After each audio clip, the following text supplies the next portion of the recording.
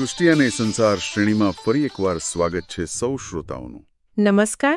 છેલ્લા કેટલાક વાર્તાલાપમાં તો આપણે દ્વારકાના પાણી નીચેના રહસ્ય હોય, લોથલની પ્રાચીન સંસ્કૃતિ કે પછી ભુજનો ઇતિહાસ, એ બધામાં ઊંડા ઉતર્યા હતા. હા, પુરાતત્વ અને ઇતિહાસની એ સફર પણ ખૂબ રસપ્રદ રહી. બિલકુલ. પણ આજે આપણે એનાથી થોડું અલગ વળી રહ્યા છે. એક એવી સત્ય ઘટના તરફ જે ખરેખર કોઈ જાસૂસી થ્રિલર ફિલ્મ જેવી લાગે. કઈ ઘટનાની વાત કરી રહ્યા છો? 1960ના દાયકામાં હિમાલયના ઊંચા શિખરો પર બનેલી એક વાત.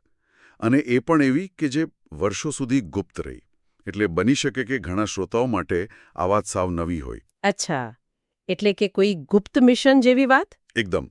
ભારત અને અમેરિકા દ્વારા સંયુક્ત રીતે હાથ ધરાયેલું એક અત્યંત ગુપ્ત મિશન, નંદાદેવી પર્વત પર. ઓહ, નંદાદેવી!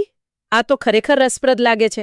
શીત યુદ્ધનો સમય, પર્વતારોહણનો રોમાંચ અને આંતરરાષ્ટ્રીય જાસૂસી, બધું ભેગું?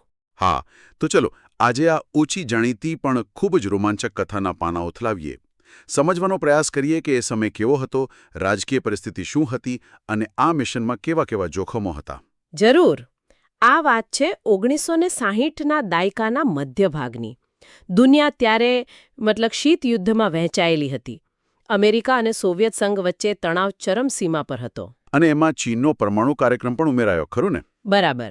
1964માં ચીને શિન્જિયાંગ પ્રાંતમાં એમનું પહેલું પરમાણુ પરીક્ષણ કર્યું. અને પછી લગભગ 1965માં જે સમયે આપણી ભારતીય ટીમ એવરેસ્ટ પર હતી, ત્યારે જ ચીને બીજો ધડાકો કર્યો. એટલે અમેરિકાની ચિંતા વધી ગઈ છે. સ્વાભાવિક છે. શીત યુદ્ધના એ માહોલમાં ચીનની પરમાણુ ક્ષમતા પર નજર રાખવી એમને માટે બહુ જરૂરી લાગ્યું. અને ભારતની શું સ્થિતિ હતી એ સમયે? ભારત માટે પણ એ સમયગાળો થોડો તંગ હતો. 1962માં ચીન સાથે યુદ્ધ થયું હતું. એની કડવાશ હજુ હતી જ. અને 1965માં તો પાકિસ્તાન સાથે પણ યુદ્ધ થયું. એટલે એક તરફ સરહદો પર તણાવ હતો. પણ બીજી તરફ એક અલગ જ માહોલ હતો. દુનિયાભરમાં હિમાલયના જે ઊંચા બર્ફીલા શિખરો છે એને સર કરવાનો એક જબરદસ્ત ઉત્સાહ હતો.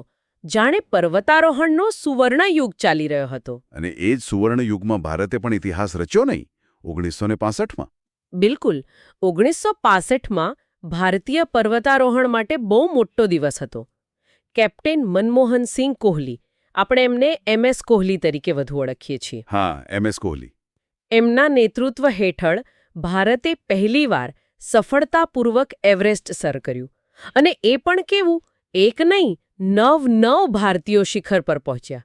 એ સમયે તો આ એક વિશ્વ રેકોર્ડ હતો. શું વાત છે! 9 ભારતીયો! આ તો ખરેખર બહુ મોટી સિદ્ધિ કહેવાય. હા, આખી ટીમનું કાઠમંડુથી દિલ્હી પાછા ફર્યા ત્યારે પાલમ એરપોર્ટ પર સ્વાભાવિક રીતે જ ખૂબ ભવ્ય સ્વાગત થયું. પણ અહીંથી જ વાર્તામાં વળાંક આવે છે. એકદમ. કેપ્ટન કોહલી જેવા પ્લેનમાંથી નીચે ઉતર્યા કે તરત જ એમને એક બાજુ બોલાવવામાં આવ્યા. ઉજવણી અને અભિનંદનની વચ્ચે જ. કોણે બોલાવ્યા? ત્યાં એમની રાહ જોતા હતા રામેશ્વરનાથ કાઉ, RN કાઉ. એ સમયે તેઓ એવિએશન રિસર્ચ સેન્ટર એટલે કે ARCના પહેલા ડિરેક્ટર હતા. ARCને ભારતની જે વિદેશી જાસૂસી સંસ્થા છે એની એક ટેકનિકલ પાંખ ગણી શકાય. ઓહ, એટલે જાસૂસી સંસ્થાના વડા પોતે? હા. કોહલીને તો એમ કે અભિનંદન આપવા બોલાવ્યા હશે, પણ કાઉ સાહેબે ઉજવણીની વાત બાજુ પર મૂકી અને સીધી જ એક નવા, અત્યંત ગુપ્ત મિશનની ઓફર કરી દીધી. સીધી જ? એરપોર્ટ પર જ. હા. અને સાથે સ્પષ્ટ કીધું કે આ વાત લગભગ 13 વર્ષ સુધી કોઈને કહેવાની નથી. એકદમ ટોપ સિક્રેટ. અરે બાપરે! સફળતાની ઉજવણીની ક્ષણોમાં જ આવો ધડાકો. ખરેખર ફિલ્મ જેવું જ લાગે છે. પણ આ જાસૂસી મિશનનો વિચાર આવ્યો ક્યાંથી? એનું મૂળ શું હતું? એની કડીઓ પણ એટલી જ રસપ્રદ છે. કહેવાય છે કે 1964માં એક પાર્ટીથી, કોકટેલ પાર્ટી, એમાં એક અમેરિકન પર્વતારોહક હતા બેરી બિશપ. એ પણ 1963માં એવરેસ્ટ ચડી ચૂક્યા હતા. બેરી બિશપ. વાતમાં કહ્યું કે હિમાલયના શિખરો પરથી તિબેટનો ઉચ્ચ પ્રદેશ કેવો સરસ દેખાય છે. બસ આ સાંભળીને લમેના મગજમાં વિચાર આવ્યો કે આ ઊંચાઈનો ઉપયોગ ચીન પર જાસૂસી કરવા માટે કેમ ન કરવો. એટલે એક સામાન્ય વાતચીતમાંથી આટલો મોટો પ્લાન બન્યો. અને એ પહેલા પણ 1965ના એવરેસ્ટ અભિયાન પહેલા આ બેરી બિશપ કોહલીને મળ્યા હતા અને સિક્કિમના ઝેમુ ગ્લેશિયર જવાની વાત કરી હતી. કોહલીને એ વખતે થોડી શંકા ગઈ હતી. એમણે શું કર્યું? એમણે ત્યારે ભારતના ઇન્ટેલિજન્સ બ્યુરો એટલે કે આઈબીના વડા હતા ભોરાનાથ મુલેક એમને જાણ કરી હતી. પણ પછીથી ખબર પડી કે કદાચ મુલિક સાહેબે જ બિશપને મોકલ્યા હતા કોહલીનો પ્રતિભાવ જાણવા. બાપરે, એટલે પડદા પાછળ તો ઘણું બધું ચાલી રહ્યું. બિલકુલ, ઘણું બધું. તો આ મિશન માટે પહેલું નિશાન કયું નક્કી થયું હતું? કયા પર્વત પર આ ઉપકરણ લગાવવાનું હતું? શરૂઆતમાં અમેરિકાની પસંદગી હતી કાંચનજંગા, દુનિયાનું ત્રીજું સૌથી ઊંચું શિખર. કાંચનજંગા. એનું કારણ? એક તો એની ઊંચાઈ અને બીજું એનું લોકેશન સિક્કિમમાં આવેલું છે. એટલે ચીન પર નજર રાખવા માટે ભૌગોલિક રીતે એમને યોગ્ય લાગ્યું. તો પછી તૈયારીઓ શરૂ થઈ? હા, કોહલી અને ટીમના કેટલાક મુખ્ય સભ્યોને તાત્કાલિક અમેરિકા મોકલવામાં આવ્યા તાલીમ માટે. અમેરિકામાં તાલીમ? ક્યાં? અલાસ્કામાં. ત્યાં માઉન્ટ મેકકિન્લી છે, જેને હવે ડેનાલી કહે છે. ત્યાં અમેરિકન ટીમ સાથે એમની સંયુક્ત તાલીમ ગોઠવાઈ. અને ત્યાં જ એમને પેલું જાસૂસી ઉપકરણ બતાવવામાં આવ્યું હશે? બરાબર. ત્યાં જ એમને પહેલીવારે ઉપકરણનો નમૂનો એટલે કે રેપ્લિકા જોઈ, જે ખરેખર પર્વત પર લગાવવાનું હતું. અને જોતા વેત જ એમને સમજાઈ ગયું કે આમાં મોટી મુશ્કેલી છે. શું મુશ્કેલી હતી? એક તો એ ઉપકરણ ઘણું મોટું હતું, જટિલ પણ હતું. એના જુદા જુદા ભાગોને જોડીને તૈયાર કરવામાં જ લગભગ 1 કલાક નીકળી જાય. અને વજન? સૌથી મોટી સમસ્યા વજનની હતી. કેટલું વજન? પર્વતારોહકોએ જે પોતાનો સામાન ઉચકવાનો હોય એના ઉપરાંત લગભગ 30થી 40 કિલોનો વધારાનો બોજ આવે નથી. ઓહો, 30-40 કિલો વધારાનો, એ પણ કાંચનજંગા જેવા પર્વત પર. હા, એટલે કોહલીએ તરત જ પોતાનો અભિપ્રાય આપ્યો. એમણે સ્પષ્ટ કહ્યું કે કાંચનજંગા ટેકનિકલી ખૂબ જ અઘરો પર્વત છે. એના પર આટલો ભારે સામાન લઈને ચડવું અને પછી શિખરની નજીક એને જોડવામાં કિંમતી સમય બગાડવો એ શક્ય જ નથી. મતલબ જીવનું જોખમ બહુ વધી જાય. એક અનુભવી પર્વતારોહક તરીકે એમની વાત એકદમ સાચી હતી. તો પછી કાંચનજંગાનો પ્લાન પડતો મુકાયો? હા, કોહલીની સ્પષ્ટ ના પછી કાંચનજંગાનો વિચાર પડતો મૂકવામાં આવ્યો. પછી ઘણી ચર્ચાઓ થઈ, અમેરિકનો સાથે વાતચીત થઈ અને અંતે નવું લક્ષ્ય નક્કી થયું: નંદાદેવી. નંદાદેવી. એની ઊંચાઈ કેટલી છે? નંદાદેવીની ઊંચાઈ છે 7,816 મીટર. અને એની ખાસ વાત એ છે કે તે સંપૂર્ણપણે ભારતીય સીમામાં આવેલું ભારતનું સૌથી ઊંચું શિખર છે, ઉત્તરાખંડના ગઢવાલ હિમાલયમાં. અચ્છા, તો કોહલી અને એમની ટીમ માટે આ મિશન શું હતું? મતલબ શું એમને ખબર હતી કે એ જે ઉપકરણ લઈ જઈ રહ્યા છે એ ખરેખર શું છે, એના જોખમો શું છે? જો કોહલી અને એમની ટીમ તો મૂળ પર્વતારોહકો હતા. એમના માટે આ એક બીજું ખૂબ જ કપરું ચઢાણ હતું, એક નવી ચેલેન્જ. શરૂઆતમાં તો એમને એ વાતનો પૂરો ખ્યાલ નહોતો કે જે વસ્તુ તેઓ લઈ જવાના છે તે પરમાણુ સંચાલિત છે. પરમાણુ સંચાલિત? મતલબ ન્યુક્લિયર? હા, અને એના સંભવિત જોખમો કેટલા ગંભીર હોઈ શકે એની પૂરી જાણકારી કદાચ એમને શરૂઆતમાં નહોતી અપાઈ. એટલે પર્વતારોહણના જોખમ ઉપરાંત એક બીજો અદ્રશ્ય પણ ભયાનક પરમાણુ ખતરો પણ એમની સાથે સાથે ચાલી રહ્યો હતો. નંદાદેવી. આ નામ તો ખૂબ જાણીતું છે. આપણે ત્યાં સામાન્ય રીતે એમ જ મનાય છે કે કોઈ દેવીના નામ પરથી પડ્યું હશે. એ વાત સાચી છે? હા, એ વાત સાચી છે. સ્થાનિક લોકો માટે નંદાદેવી પૂજનીય દેવી છે અને એમની આસપાસનો જે આખો વિસ્તાર છે નંદાદેવી અભયારણ્ય, એ તો હવે યુનેસ્કો વર્લ્ડ હેરિટેજ સાઇટ પણ છે. ત્યાં પહોંચવાનો રસ્તો પણ ખૂબ દુર્ગમ છે. ઋષિ ગંગા નામની એક અત્યંત ઊંડી કોતરમાંથી પસાર થવું પડે. પણ નામ પાછળની એક બીજી ઓછી જાણીતી પણ રસપ્રદ વાત જોડાયેલી છે, એક અમેરિકન પર્વતારોહક સાથે. અમેરિકન પર્વતારોહક? કોણ? Wiley unsold. બહુ જાણીતા પર્વતારોહક હતા. 1963માં જે અમેરિકન ટીમે પહેલીવાર એવરેસ્ટના પશ્ચિમી રિજ એટલે કે પશ્ચિમી ધાર પરથી સફળ આરોહણ કર્યું, એ ટીમમાં એ પણ હતા. અચ્છા, વિલી અનસોલ્ડ. એમણે ભારત અને હિમાલય સાથે ખૂબ લગાવ હતો. એમણે પોતાની દીકરીનું નામ આ ભવ્ય પર્વત પરથી રાખ્યું હતું, નંદાદેવી અનસોલ્ડ. ઓહ, આ તો ખરેખર અનોખી વાત કહેવાય. પર્વત પરથી દીકરીનું નામ? હા, પણ દુઃખદ વાત એ છે કે 1976માં વિલી અનસોલ્ડ પોતાની 22 વર્ષની દીકરી નંદાદેવી સાથે આ જ પર્વત પર ચઢાણ કરવા ગયા હતા. પિતા પુત્રી સાથે? હા, પણ ત્યાં કેમ્પ 4ની નજીક ખરાબ હવામાન અને ઊંચાઈની બીમારીને કારણે નંદાદેવી અનસોલ્ડનું દુઃખદ અવસાન થયું. જે પર્વતના નામ પરથી એમનું નામ હતું એ જ પર્વતે જાણે એમને પોતાની ગોદમાં સમાવી લીધા. અરે રે, આ તો ખૂબ જ કરુણ ઘટના કહેવાય, ખૂબ જ દુઃખદ. ખરેખર નંદાદેવી પર્વતનો પોતાનો ઇતિહાસ પણ એવો જ ભવ્ય અને થોડો રહસ્યમય રહ્યો છે. હા, જેમ કે તમે કહ્યું કે ત્યાં પહોંચવું જ મુશ્કેલ છે. બરાબર. 1934 સુધી તો એ અભયારણ્યમાં કોઈ બહારની વ્યક્તિ પ્રવેશી જ શકી નહોતી. પછી એરિક શિપ્ટન અને બિલ ટિલમન નામના બે બ્રિટિશ સાહસિકો હતા. એમણે પહેલીવાર ઋષિગંગા કોતરમાંથી રસ્તો શોધીને અંદર પ્રવેશ કર્યો. અને શિખર પર સૌથી પહેલું આરોહણ કોણે કર્યું? એના 2 વર્ષ પછી 1936માં ટિલમન અને એમના સાથી નોએલ ઓડેલે આ પર્વતનું પ્રથમ સફળ આરોહણ કર્યું હતું. તો આવા ઐતિહાસિક અને રહસ્યમય પર્વત પર સપ્ટેમ્બર 1965માં કોહલીની ટીમ પહોંચી પેલા ગુપ્ત મિશન માટે. એ સમયના પડકારો કેવા હતા? ચોમાસું પૂરું થયું એ પછી ગૌચર એરફિલ્ડથી હેલિકોપ્ટર દ્વારા ટીમના સભ્યો અને સામાનને અભયારણ્યની નજીક ઉતારવામાં આવ્યા. હેલિકોપ્ટરથી? હા, પણ જે અમેરિકન સભ્યો હતા એમના નામ અને ઓળખ બદલી નાખવામાં આવ્યા હતા ગુપ્તતા જાળવવા માટે.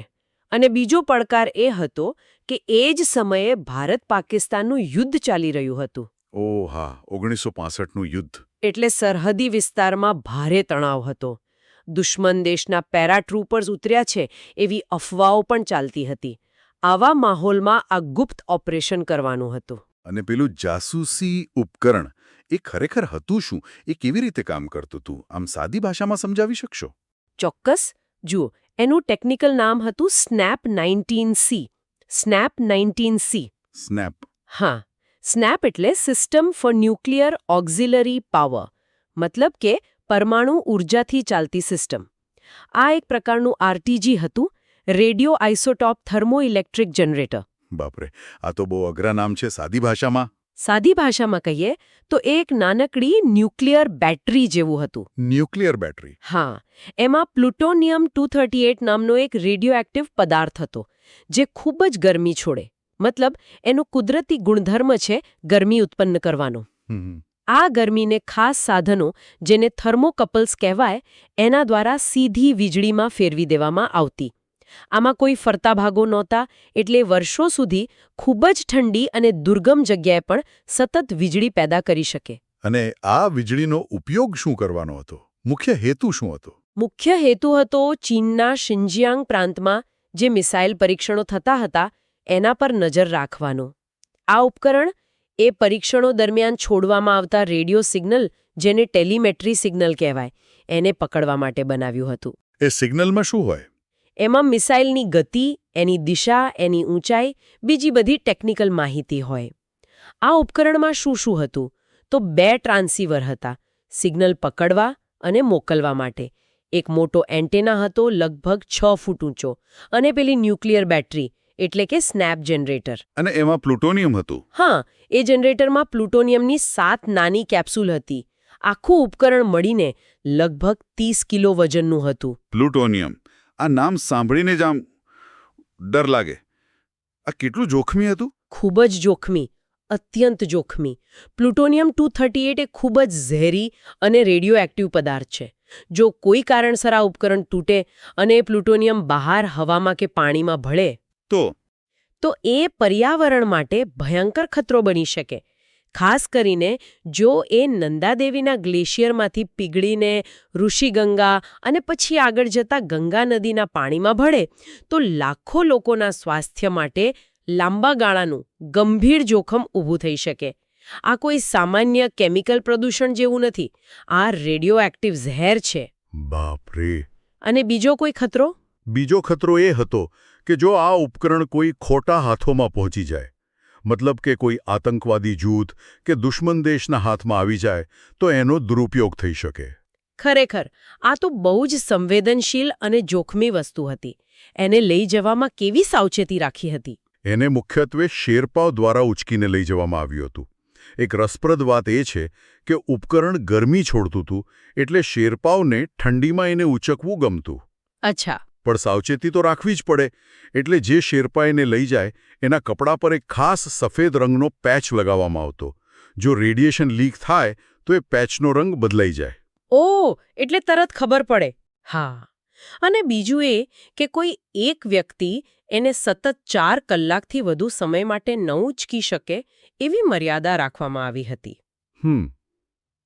તો મિશન ક્યાં સુધી પહોંચ્યું? શું તેઓએ ઉપકરણ લગાવી શક્યા શિખર પર? ટીમે ખૂબ જ મહેનત કરી, અદમ્ય હિંમત બતાવી અને તેઓ લગભગ 7,239 મીટરની ઊંચાઈ પર આવેલા કેમ્પ 4 સુધી પહોંચી ગયા. શિખર હવે બહુ દૂર નહોતું. તો પછી શું થયું? ત્યાં જ કુદરતે પોતાનો મિજાજ બતાવ્યો. હવામાન અચાનક જ અત્યંત ખરાબ થઈ ગયું. ભયંકર હિમવર્ષા શરૂ થઈ. પવન ફૂંકાવા લાગ્યો. તાપમાન એકદમ નીચે જતું રહ્યું. અને ચઢાણની જે મોસમ હોય એ પણ પૂરી થવા આવી હતી. ઓહ, એટલે પરિસ્થિતિ બગડી. હા, આવી સ્થિતિમાં કેપ્ટન કોહલીએ શું નિર્ણય લીધો? એ જ હું પૂછવાનો હતો. કોહલી ખૂબ જ અનુભવી અને જવાબદાર લીડર હતા. એમણે જોયું કે આવા હવામાનમાં આગળ વધવું એ ટીમનો જીવ સીધો જોખમમાં મૂકવા બરાબર છે. એટલે એમણે ખૂબ જ ભારે હૈયે પણ સમજી વિચારીને મિશનને ત્યાં જ સ્થગિત કરવાનો નિર્ણય કર્યો. સાચો નિર્ણય હતો. જીવ બચાવવો વધુ મહત્વનો હતો.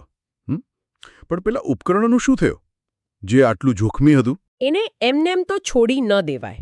એટલે ટીમે શું કર્યું? કેમ્પ 4 પર જ બરફની એક ઊંડી અને સુરક્ષિત લાગતી તિરાડ હતી, જેને ક્રેવિસ કહેવાય. એમાં એ ઉપકરણને વ્યવસ્થિત રીતે છુપાવી દીધું. છુપાવી દીધું? હા, પ્લાન એ હતો કે આવતા વર્ષે જ્યારે ફરી ચઢાણની મોસમ શરૂ થાય અને હવામાન સારું હોય ત્યારે પાછા આવીને એને બહાર કાઢવું અને મિશન પૂરું કરવું. તો શું તેઓ આવતા વર્ષે પાછા આવ્યા? શું એ ઉપકરણ મળ્યું? હા, એ લોકો પાછા આવ્યા મે 1966માં. એક નવી ટીમ બનાવવામાં આવી. એમાં કેટલાક ભારતીય સભ્યો હતા અને આ વખતે એક અમેરિકન પરમાણુ નિષ્ણાતને પણ સાથે રાખવામાં આવ્યા હતા. એ શા માટે? કારણ કે આ વખતે પ્લાન થોડો બદલાયો હતો. ઉપકરણને પાછું લાવીને નંદાદેવી પર નહીં, પણ નજીકમાં જ આવેલા એક પ્રમાણમાં નીચા શિખર નંદાકોટ, જેની ઊંચાઈ 6,861 મીટર છે, ત્યાં સ્થાપિત કરવાનો વિચાર હતો. અચ્છા, તો એ ટીમ પહોંચી કેમ્પ 4? હા, એ ટીમ ભારે ઉત્સાહ સાથે કેમ્પ 4 સુધી પહોંચી, પણ ત્યાં પહોંચીને એમને જે જોવા મળ્યું એ આઘાતજનક હતું. શું જોવા મળ્યું? જે જગ્યાએ, જે તિરાડમાં ઉપકરણ સંતાડવામાં આવ્યું હતું, ત્યાં હવે કશું જ નહોતું. ઉપકરણ ગાયબ હતું. ગાયબ? પણ કેવી રીતે? કોઈ લઈ ગયું? ના, કોઈ લઈ જાય શક્ય નહોતું. સૌથી વધુ સંભાવના એ જ હતી કે શિયાળા દરમિયાન કોઈ મોટો હિમપ્રપાત થયો હોય, જેને આપણે એવેલાન્ચ કહીએ છીએ, અથવા કોઈ મોટું ભૂસ્ખલન થયો હોય. અને એમાં પેલું ઉપકરણ એ તિરાડમાંથી સરકીને ગ્લેશિયરની સાથે નીચે તરફ વહી ગયું હોય. તો પછી શોધખોળ કરી? હા, ઘણી શોધખોળ કરી. રેડિયો એક્ટિવિટી માપવા માટેના ખાસ સાધનો, ગાઈગર કાઉન્ટર જેવા, એનાથી પણ તપાસ કરી. આજુબાજુના બરફ, પથ્થર, પાણીના નમૂના લીધા, એને લેબોરેટરીમાં મોકલ્યા, પણ કશું જ મળ્યું નહીં, કોઈ પત્તો નહીં. પેલું પરમાણુ ઉપકરણ જાણે હિમાલયના બર્ફીલા પેટાળમાં કાયમ માટે ખોવાઈ ગયું. આટલી મોટી ઘટના, એક પરમાણુ ઉપકરણ આખું ગુમ થઈ ગયું. દુનિયાને આની જાણ ક્યારે થઈ? આ વાત ગુપ્ત કેવી રીતે રહી? એ જ તો નવાઈની વાત છે. ભારત અને અમેરિકા બંને દેશોએ આ આખા મિશનને અને ખાસ કરીને ઉપકરણ ગુમ થવાની વાતને લગભગ 13 વર્ષ સુધી અત્યંત ગુપ્ત રાખી. કોઈને કાનોકાન ખબર ન પડવા દીધી. 13 વર્ષ? હા. છેક 1978માં આઉટસાઇડ નામનું એક અમેરિકન મેગેઝિન છે, એમાં કોઈકે આના પર એક લેખ છાપ્યો અને ત્યારે પહેલીવાર દુનિયાને આ સનસનાટીભરી ઘટનાની જાણ થઈ. ત્યારે તો ભારતમાં હડકંપ મચી ગયો છે રાજકીય રીતે. ચોક્કસ. એ સમયે ભારતમાં જનતા પાર્ટીની સરકાર હતી અને મોરારજી દેસાઈ વડાપ્રધાન હતા. કેપ્ટન કોહલી ત્યારે એર ઇન્ડિયામાં કામ કરતા હતા અને ઓસ્ટ્રેલિયામાં પોસ્ટેડ હતા. એમને તાત્કાલિક દિલ્હી બોલાવવામાં આવ્યા. સીધા વડાપ્રધાન મોરારજી દેસાઈની સામે હાજર થવાનું થયું. અને મુશ્કેલી એ હતી કે ગુપ્તતાના સોગંધને કારણે મિશનની કોઈ લેખિત નોંધ, કોઈ ડાયરી, કોઈ ફોટોગ્રાફ, કશું જ રાખવાની પરવાનગી નહોતી. એટલે બધું યાદશક્તિના આધારે કહેવાનું. બરાબર. કોહલીને ફક્ત પોતાની યાદશક્તિ પર આધાર રાખીને જ આખી ઘટના, એની તારીખો, એની વિગતો બધું વડાપ્રધાન સમક્ષ રજૂ કરવું પડ્યું. આ ઘટનાનો કોહલી સાહેબને અફસોસ રહ્યો હશે નહીં? હા, ખૂબ જ. એમણે પાછળથી ઘણીવાર કહ્યું હતું કે જો એમને તે સમયે 1965માં એ ઉપકરણના પરમાણુ જોખમની ગંભીરતાનો પૂરેપૂરો ખ્યાલ હોત તો ગમે તેવું ખરાબ હવામાન હોત તો પણ ટીમના જીવના જોખમે પણ એને નીચે લાવવાનો જ પ્રયાસ કર્યો હોત, એને ત્યાં છોડીને ન આવ્યા હોત. સમજી શકાય એવું છે. તો આજે આટલા વર્ષો પછી લગભગ 60 વર્ષ થવા આવ્યા, એ ઉપકરણનું શું છે? એની સ્થિતિ શું છે? એ હજુ પણ ગુમ જ છે. કોઈને ખબર નથી કે એ ક્યાં છે. મોટાભાગના નિષ્ણાતો એવું માને છે કે એ નંદાદેવી ગ્લેશિયરની નીચે ક્યાંક ઊંડે બરફમાં દટાયેલું પડ્યું છે. અને પેલો પર્યાવરણીય ખતરો, ગંગા નદીના પ્રદૂષણનો ભય? એ ભય સૈદ્ધાંતિક રીતે તો હજુ પણ છે જ. જો એ પ્લુટોનિયમ ક્યારે લીક થાય અને પાણીમાં ભળે તો સમસ્યા થઈ શકે છે. જો કે કેટલાક નિષ્ણાતો, જેમ કે પીટ ટાંકેડા નામના એક પર્વતારોહક અને લેખક છે, એમનું માનવું છે કે જ્યાં સુધી એ બરફમાં સુરક્ષિત રીતે દબાયેલું છે અને એ પ્લુટોનિયમ વરાળ કે પાવડર બનીને શ્વાસમાં ન જાય ત્યાં સુધી તાત્કાલિક મોટો ખતરો કદાચ નથી. પણ એને શોધીને બહાર કાઢવાનો કોઈ પ્રયાસ નથી થયો. કોહલી સાહેબ માનતા હતા કે આજની આધુનિક ટેકનોલોજીથી કદાચ એને શોધી શકાય, પણ એ ખૂબ જ ખર્ચાળ અને જટિલ ઓપરેશન બની રહે. એના માટે ભારત અને અમેરિકા બંનેનો સહયોગ અને સંસાધનો જોઈએ. અને આ આખી ઘટનાની નંદાદેવી અભયારણ્ય પર શું અસર થઈ? એક તો આ ગુમ થયેલું ઉપકરણ અને બીજું વધતી જતી પર્યાવરણીય ચિંતાઓ. આ બધાને કારણે 1983થી નંદાદેવી અભયારણ્યને સામાન્ય લોકો અને પર્વતારોહકો માટે લગભગ બંધ જ કરી દેવામાં આવ્યું હતું. ઓહ, હા. પછી 1988માં એને યુનેસ્કો વર્લ્ડ હેરિટેજ સાઇટનો દરજ્જો મળ્યો.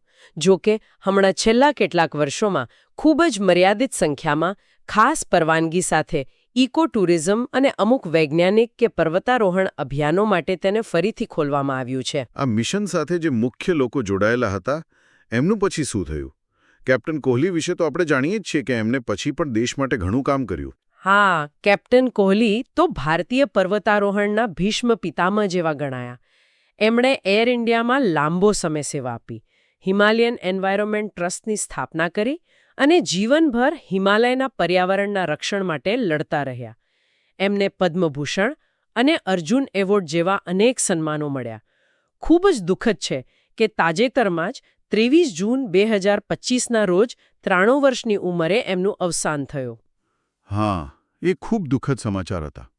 અને ટીમના બીજા સભ્યો? ભારતીય ટીમમાં પણ સોનમ ગ્યાત્સો, હરીશ રાવત, સોનમ વાંગ્યાલ, ગુરચરણસિંહ ભાંગુ જેવા બીજા ઘણા દિગ્ગજ પર્વતારોહકો હતા. અમેરિકન ટીમમાં રોબર્ટ શેલર અને પેલા બેરી બિશપ, જેમની આપણે વાત કરી, એવા જાણીતા નામો હતા. આમાંના ઘણા સભ્યોએ તો જીવનભર આ મિશન વિશે ગુપ્તતા જાળવી રાખી. અને સાંભળ્યું છે કે આખી ઘટના પરથી હોલિવૂડમાં ફિલ્મ પણ બની રહી છે. હા, એવી વાત ઘણા સમયથી ચાલી રહી છે. હોલિવૂડના એક જાણીતા પ્રોડ્યુસર છે સ્કોટ રોઝનફેલ્ડ, જેમણે હોમ અલોન જેવી ફિલ્મો બનાવી છે. ઓહ, હોમ અલોનવાળા? હા, એમને આ વાર્તામાં ખૂબ રસ પડ્યો છે. કહેવાય છે કે લગભગ $20 મિલિયન બજેટની ફિલ્મ બનાવવાની યોજના છે. સ્ક્રિપ્ટ પર કામ ચાલી રહ્યું છે. અને એવી પણ ચર્ચા છે કે કેપ્ટન કોહલીના પાત્ર માટે રણબીર કપૂરનું નામ વિચારાઈ રહ્યું છે. અરે વાહ! જો આ ફિલ્મ બને તો આ અદ્ભુત અને રોમાંચક કથા દુનિયાભરના વધુ લોકો સુધી પહોંચશે. ચોક્કસ. આ વાર્તામાં બધું જ છે. શીત યુદ્ધની રાજનીતિ, જાસૂસીનો થ્રિલ, પર્વતારોહણનું સાહસ, પર્યાવરણીય ચિંતા, માનવીય લાગણીઓ. અને એક વાત એ પણ નોંધવા જેવી છે, જે ભૌગોલિક રાજકીય વક્રતા દર્શાવે છે. કઈ વાત? કે જે સમયે આ ગુપ્ત મિશન ચાલ્યું 1965-66માં, ત્યારે ભારત અને અમેરિકાની જાસૂસી સંસ્થાઓ એટલે કે CIA અને ભારતની IB કે RAC એમની વચ્ચે કેટલો ગાઢ સહયોગ હતો. હા, એ સમયે તો હતો. જરૂરિયાત આધારિત સહયોગ હતો. પણ પછી થોડા જ વર્ષોમાં 1971માં જ્યારે ભારત-પાકિસ્તાનનું યુદ્ધ થયું, ત્યારે અમેરિકા કોની સાથે હતું? ત્યારે અમેરિકાએ પાકિસ્તાનનો સાથ આપ્યો હતો. 7th ફ્લીટ મોકલવાની ધમકી પણ આપી હતી. બરાબર. એટલે આ સંબંધોની કેવી વિચિત્ર ગતિ કહેવાય. જે દેશો થોડા વર્ષો પહેલા ખભા મિલાવીને ગુપ્ત મિશન કરતા હતા, એ જ પછી સામસામે આવી ગયા. હા, આંતરરાષ્ટ્રીય રાજકારણ આવું જ હોય છે. કાયમી મિત્ર કે કાયમી દુશ્મન કોઈ નથી હોતું. ફક્ત કાયમી હિત હોય છે.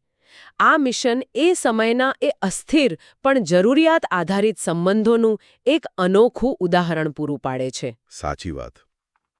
તો આજે પણ નંદાદેવીનું એ રહસ્ય એ અકબંધ છે. હિમાલયના ઊંડાણમાં બરફની ચાદર નીચે ક્યાંક ખોવાયેલું પેલું પરમાણુ ઉપકરણ, શીતયુદ્ધનો એક ભૂતકાળનો પડછાયો જે કદાચ આજે પણ ત્યાં જ છે. અને આ આખી ઘટના આપણને વિચારવા પર મજબૂર કરે છે.